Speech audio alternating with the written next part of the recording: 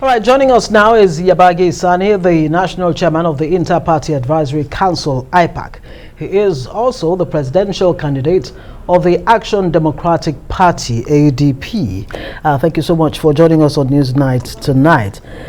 Well, I mean, one cannot stress the fact that this meeting that IPAC had with the Inspector General of Police, Kali Baba, was very, very important. But help us tell us what exactly your demands were of the Nigeria police and what assurances did you get from the police that 2023 election before, during and after will be as safe as possible. Yeah, well, thank you, Ngozi, for having me. The meeting with the IGP, Usman Ali Kali Baba, was timely and strategic. In the sense that if you observe, you will find that the temperature was rising in terms of crime, violence, which has took place in a number of places. Right. The last count, I think, by the authorities is that we had up to 50-something. 52. 52, instances. So really, it was, like I say, timely and strategic because people were getting apprehensive, and some people were even thinking that maybe it's like some conspiracy, by those that are supposed to take care of this election. And of course, when you look at conspiracy by who specifically now? Well, nobody can say, because you will wonder how people will be allowed to engage in violence in the manner that it took place in the places where it took place. So, but thank God, the lead agency in election management, as far as security agency is concerned, is the police. Right. And they've stepped forward, which we commended this effort, because for the first time, the police is, bringing the political parties together to dialogue and find solutions to some of to this problems.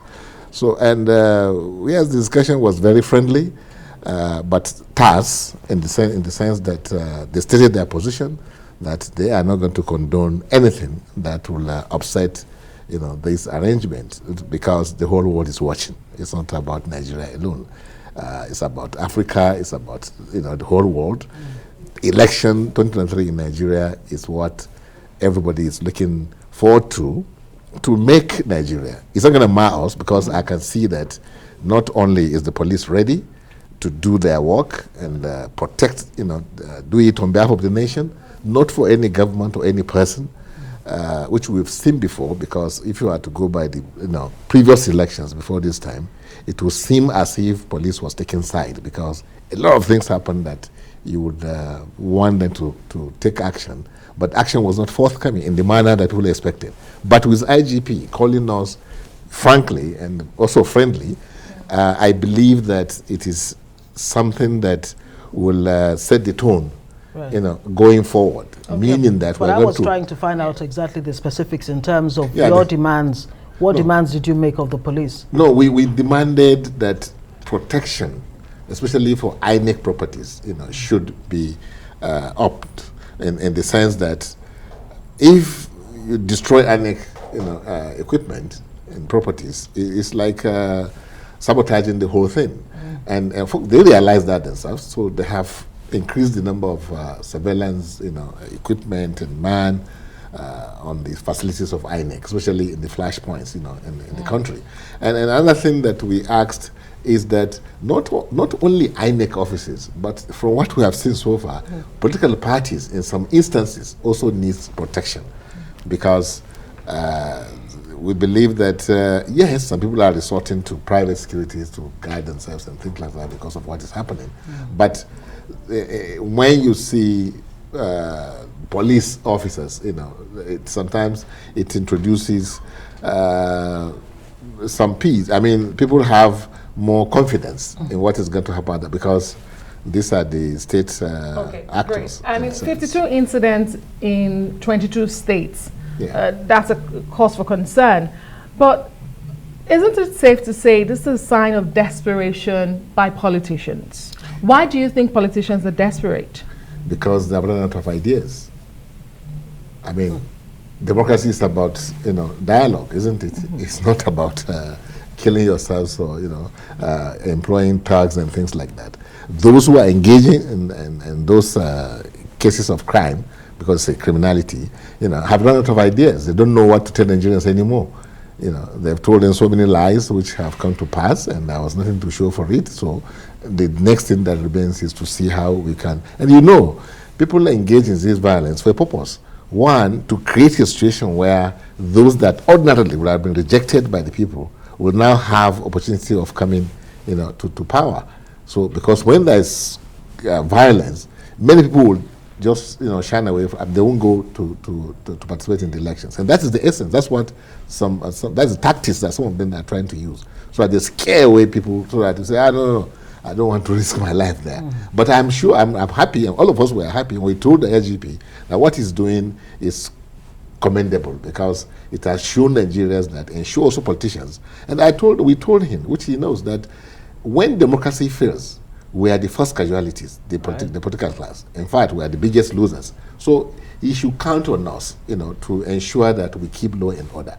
And like I told him, it is not particularly the political parties that, perpetuate this violence that you see.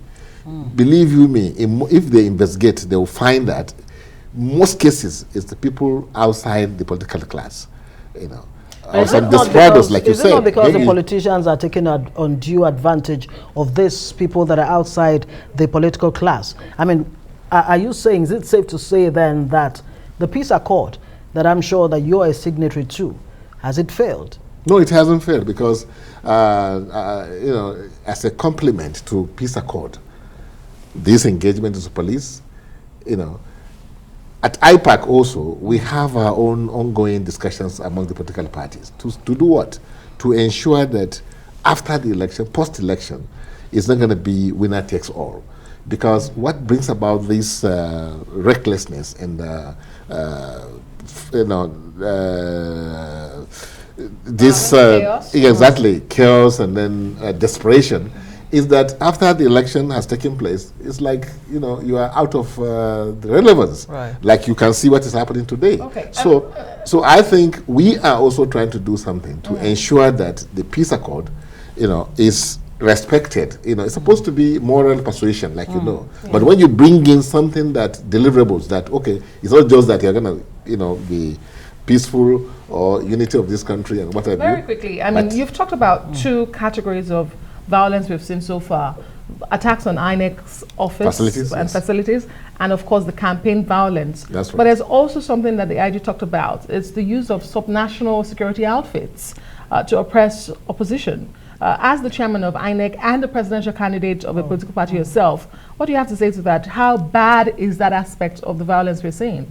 Yeah, well, it's very bad, because I, for one, have never supported the use of those subnational security outfit, because they came out of anger, and certain frustration that you can't put and anything that is done, out of anger cannot solve the problem. It can only add to the problems that you are trying to solve. So IGP coming out to say that they will never tolerate that, it's in order, because it is not what it should be, really. So you'd rather have them scrapped? Okay. Yes. Okay, we'll see. Thank you so much for joining us. Yabagi Sani is the presidential candidate of the ADP, and of course the chairman of IPAC.